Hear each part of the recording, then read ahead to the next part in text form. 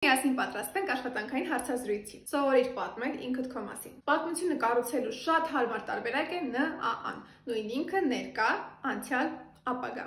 Սկսում ես ներկայից, տանում ես դեպի անցյալ եւ սահուն տրամաբանական անցում ես կատարում դեպի ապագա։ Օրինակ, ես աշխատում եմ X կազմակերպությունում որպես call center-ի աշխատակից։ Իմ աշխատանքային պարտականություններն են հաճախորդի զանգերին մշտապես պատասխանելը, օգնել հաճախորդին այն հարցում, որի համար նա զանգահարել է, եւ երբեմն կատարում եմ զանգեր որոշակի հարցումներ անելու համար։ Ավարտել եմ կամ սովորում եմ A համալսարանի B բաժնում, մասնակցել եմ A1 B1 պրոյեկտներին եւ վերցել եմ C1 դասընթացը։ Հետագայում ինձ տեսնում եմ D ոլորտում եւ ցանկանում եմ դասընթացներ վերցնել, որպեսզի կատարելագործվեմ, հմտություններս լավացնեմ եւ դառնամ ել ավելի լավ մասնագետ։ Իհարկե, այն ամեն ինչը, ինչ որ ես քեզ ասացի, մակերեսային է, համառոտ եւ շատ հակիրճ։ Ամեն ինչ կախված է քո փորձից, քո պատմությունից եւ քո ոլորտից։ Մնացած 3 մասերը բաց չթողնելու համար հետեւի